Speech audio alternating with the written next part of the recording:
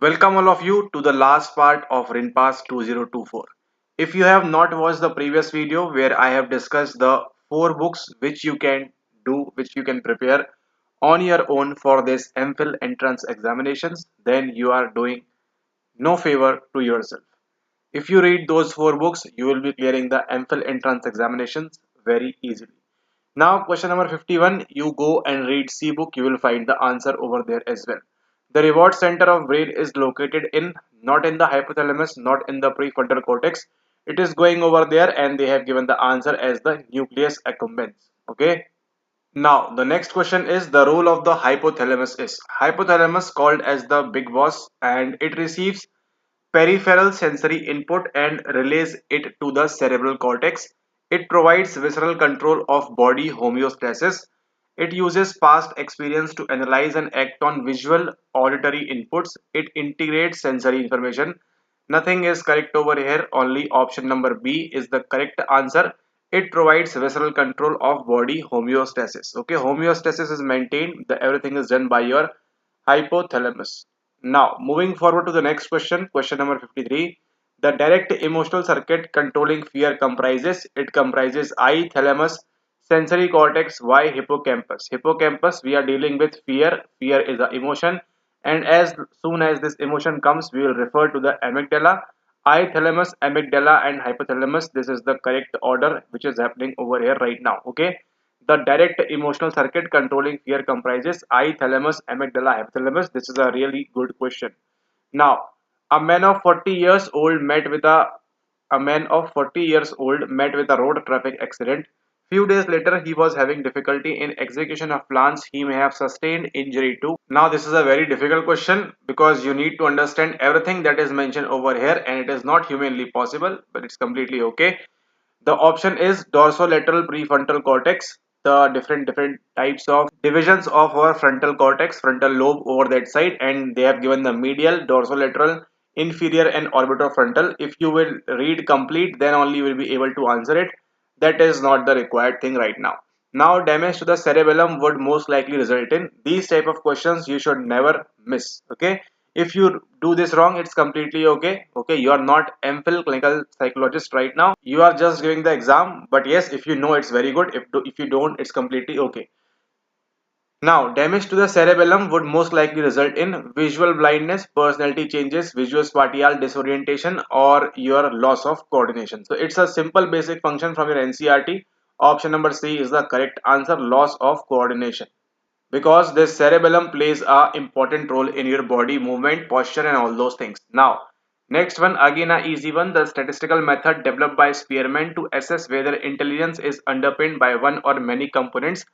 What we are referring to over here, we are referring to for the G factor and the S factor by Spearman 1904-1927, and the method he used was multivariate analysis, factor analysis, analysis of variance or cluster analysis. He used the factor analysis over there. Now, next one is again, if you do the A book, you will get the answer. Attitudinal scales use different measurement scales. Which one is not one of them? Which one is not one of them? Ratio scale, interval, nominal, or ordinal. Nominal is the answer over here. Now, what you need to learn is what you will never forget in your entire life if you have watched this series. This is the word called as noir, and it means a color black.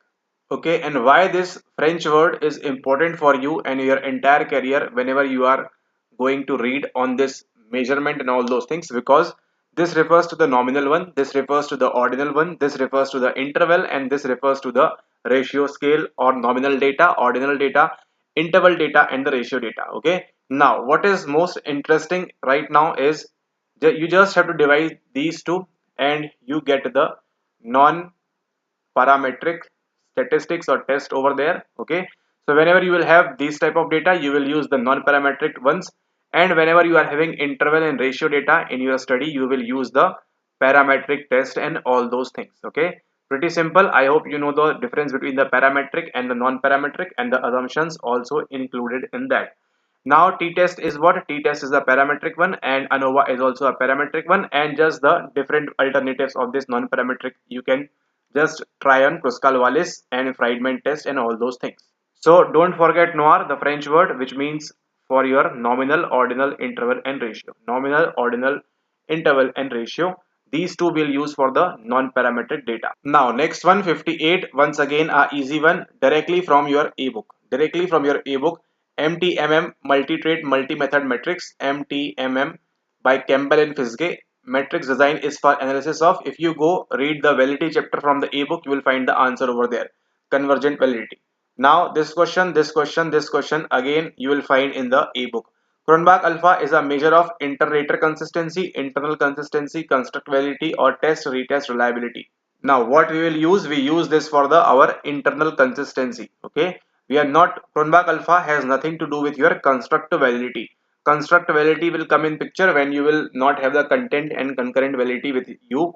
And then inter-rater consistency, not, we are talking about this thing, not also the test retest reliability. So the correct answer is your ICR, internal consistency reliability. Cronbach alpha is one of them, Cooder Richardson is one of them, Roland Flanagan is one of them, and split half is one of them.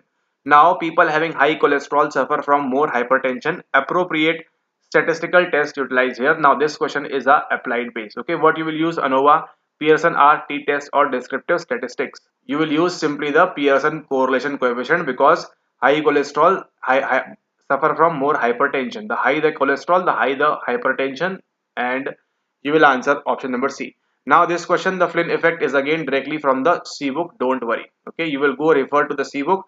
You will find the answer of this particular question as well. And if you know the correct answer for this right now, go and comment down in the below area provided. Now, hold subtest of the Wechsler intelligence scale are the following except. What they are referring to? They are referring to the digit span. All the clinical scales of MMPI2 except schizophrenia, psychopathic deviate, psychasthenia and mania over here. And now this question is again from your ebook. You will find the answer over there, mania. Now this is very interesting. Test of frontal lobe function. I have referred to 4 books. I have told you in the previous video the complete guide for your Mphil clinical psychology preparation, and this book, I mean this question, is directly from the 4th book. Okay, so if you have not watched that, you go and find the answer. It is mentioned explicitly over there. For the test of frontal lobe function, what we can use is, we will not go with the Bender Gestalt, we will not go with the Nahor Benson or Benson, we will not go with the Albert test, we will go with the Wisconsin card sorting test. You will get the answer over there, don't worry. Now from the big 5 personality dimensions, behavior such as high level of discipline, methodical planning and perseverance is not openness, it is conscientiousness. Okay, you just have to have applied based knowledge, and that is it. Now the following statements are true of illness behavior except. What it is, it can be described in terms of status. Okay, it's culturally determined. Okay, contact with a doctor is necessary to legitimize illness. This is not a accept this thing, and it can be equated with learned helplessness. Okay, don't worry, these type of questions will not repeat. Now moving forward, Mr. A found missing for 10 days, was found missing for 10 days. She was found in a village 500 kilometers away from her native and was completely unaware of her previous identity. She was working there as a field worker. And what is she probably suffering from? Not surfing from, suffering from. Dissociative amnesia? No, she is suffering from dissociative fugue. Okay, you can refer for this for the clinical psychology book, and you will get the answer about dissociative fugue. I guess NCRT also they are having this fugue thing over there. Now most common type of obsession is what? Is your what? Is it blasphemous? Is it this? Is it this? Or is it this? It is the contamination. Okay, most common type of obsession. You have seen people washing their hands again and again. Why? Because, oh my goodness, what is it? 4th number book. Go and watch that video. Have that book. You will be able to clear this RINPAS. At least this RINPAS will be more easy for you once you complete all those 4 books. Okay, this is definitely now fixed. 100%. They are setting up the paper from there only. Now, labella difference or label difference is seen in conversion, depression, borderline, or OCD. It is shown in the conversion disorder. Okay. Now, moving forward, pseudodementia is a feature of alcoholism, Alzheimer, seizure disorder, or depression. It is a feature of depression. Now, the following personality disorder is characterized by marked impulsive, hostile, manipulative behaviors. It is just a simple basic personality disorder question, and you must need to answer this thing correctly. Okay, histrionic personality, borderline personality, narcissistic personality, or dissocial personality. What is the correct answer? Try to comment down here because this is the important question. Now Piaget's stages of play was exercise play, language play, games with rules, constructive play, rough and tumble play, games with rules, exercise play, language play, symbolic play, functional play, symbolic play, games with rules. This is your this thing. If you read C book properly, you will find this thing over there as well. Symbolic play, pretend play, you will find over there. Now, what is narrative analysis? If you read from the ebook, it is mentioned directly. As it is, I guess, this is it. An approach that is sensitive to questions that concern how people chose to or choose to sequence and represent people and events. This is called as the narrative analysis. A literary approach to documents? No. A form of thematic analysis? No. This is the thing. Option number B mentioned in the ebook only. Now, moving forward to the next question, which of the following supports the James Lang theory of emotion? Emotion is a visceral response producing a behavioral response. Okay. Artificial induction of visceral changes? No. The viscera are insensitive? No. Visceral changes are say the same in many emotions? No. Option number one is the correct, most suitable over here. Now, a cognitive process that starts with simple processes and builds to the more complex, higher level is known as simply your bottom-up processing. No need to do anything stupid. The read the books, you will get the answer. Bottom up processing they are talking about. Now, the phenomena whereby an individual, this is a simple net PYQ repetition. The phenomena whereby as individual in a group will tend to end up agreeing with a strong majority opinion in spite of their own judgment is known as normative influence, informative, political, or critical mass influence. The correct answer over here is the normative influence. Okay. Actually, this was not as in net. It was one of the options in the net PYQ which I was solving for the students. And there I have explained this normative influence and informative influence as well. Okay. So this is somewhat related to that thing. Now, collectivistic cultures are characterized by members developing a strong sense of self? No. Giving priority to group goals? Maybe. Discovering how they are different from the group? No. Achieving personal goals? No. These all are individual cultures, and only option number B, giving priority to group goals, is the collectivistic culture. Now, NDPS Act is associated with substance abuse, child abuse, testamentary capacity, or disability in schizophrenia. It is associated with your substance abuse. Now, who has formulated the stages of grief? C book, you will get the answer because on death and dying was the book she has written, and the answer is Rollo May. No. Carol Gilligan? No. Lawrence Kohlberg? No. It is Elizabeth. She is Elizabeth Kubler-Ross. Okay. On death and dying, five stages. The mnemonic is DABDA: denial, anger, bargaining, and depression, and all those things. Now, smallest unit of speech perception is, this is again a basic question from the general psychology books. If you want to read more about this thing, go to the C book. You will get the answers over there. Phonemes. Now, separation anxiety is a part of. We have also discussed the same PYQ, the same question in the that question by strain situation, that thing. Now, separation anxiety is a part of. It is a good question. Clear cut attachment. And now Freud's stages of latency is corroborating with dash stage of Erickson's psychological development. What? Erickson is giving psychological or psychosocial development. So yes, you can have this misprinting and all these things in the Mphil exams as well. That is nothing new. So what it is industry versus inferiority. You can just check it once. Now, beyond the pleasure principle, author is. Now, who among the following is going to talk about the pleasure principle? Alfred Adler, why? Anna Freud, why? These are not going to ask about this thing. Carl Gustav Jung, not also not. And the correct answer is your Sigmund Freud over here. Book written by Beyond the Pleasure Principle by Sigmund Freud. Just remember this thing, it is important. All are mature defense mechanisms except what? Except your projection. Humor, suppression, altruism are what are your defense mechanisms. And yes, altruism is a defense mechanism. Fourth book, go and read, you will find there. Okay. Now, token economy is behavior modification technique based on the following learning principles. And what it is? Discrimination learning? No. Negative reinforcement? No. Classical conditioning? No. Only the positive reinforcement. Okay. Token economy, C book, you will get the answers over there. The complete paper is been coming from that four books only which I have mentioned. Okay. Just leave the 2 to 8 odd questions. Just leaving that, rest all is coming from the same things. Insulin is released by. Tell me you are giving an Mphil entrance, and if you don't know about this thing, go and read NCRT from where the insulin is being released. Adrenal medulla, thyroid gland, pituitary gland. It is so simple and easy. Option number C, pancreas. Okay. no medulla, no thyroid gland, and no pituitary gland as well. For Skinner, the basic issue is how reinforcement sustains and controls responding rather than which stimulus evokes a response, which response is helpful, which stimulus can be generalized, which stimulus can be discriminated. Option number A is the correct answer. This is a good question, really. Jung used the term collective unconscious to indicate, go and read any general psychology book, you will get the answer over there as well. And what is the correct answer? Option number D, the effect of all the unconscious urges which made a person's behavior problematic. Now, next question 89. A child has two alleles of every gene is his body. Oh my god. Every gene in his body, one from his mother and one from his father. If the alleles from both the parents differ, he is said to be. Basic question of your 12th class biology. Okay, will he called a fraternal twin? No. An identical twin? No. Homozygous? No. Called as the heterozygous. Okay, heterozygous means you are getting different things, and that is why we are telling heterozygous over here.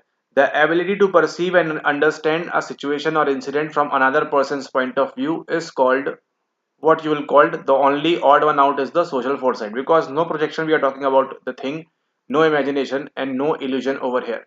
Now this thing, go read fourth book, you will get the answer over there as well. Now perception without sensory stimulus, there is no sensory stimulus, is called the hallucination. Okay, there are different types of, if you will go on reading, there are different types of hallucinations also, illusions also, many more things to learn, but you are just giving a basic simple Mphil entrance examination. Now it is not that different process, it is just attention to irrelevant stimuli that are not a part of the main assigned task. Then what is it? It is distraction, shifting of attention, span of attention, or division of attention.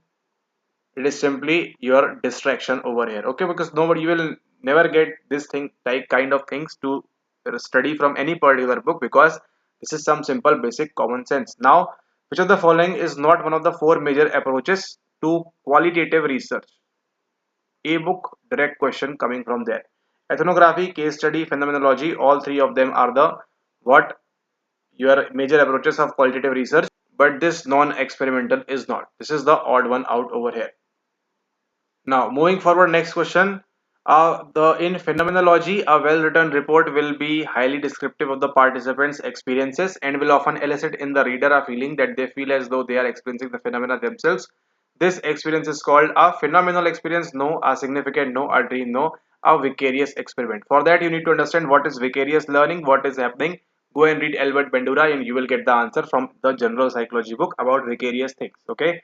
Now, phenomenology has its disciplinary origins in many disciplines, anthropology, sociology, and where it is having in the philosophy thing, because we are talking about the subjective things. Okay, subjective experiences, lived experiences, and all those things. Okay, and I guess this is also from the same book. Which of the following is not a form of non-random sampling? Snowball sampling, convenience sampling, quota sampling, and they are all forms of non-random sampling. If you read from the ebook, you will get the answer very easily. They are all the forms of your non-random sampling. Illness that seem to result from an interaction of physical and psychological factors is called as, this name is itself telling you this is the psychological factor, and soma means body. These are the physical factors. So somatic no, hysterical no, conversion disorder no, psychosomatic, interaction between physical, the psycho, and the somatic, the body. Now, a part of the brain that sends signals alert to higher centers of the brain in response to incoming message is what this is. This is the amygdala no, limbic system no, hippocampus no, it is the reticular formation RAS. Not RAS but RF over here. The dash lobe is to hearing as the occipital lobe is to vision. I have told you in the previous videos as well that we are having the WhatsApp in our temporal lobe, and the association area for auditory, that means the hearing, is the temporal lobe. Cerebellum, we have talked about the coordination.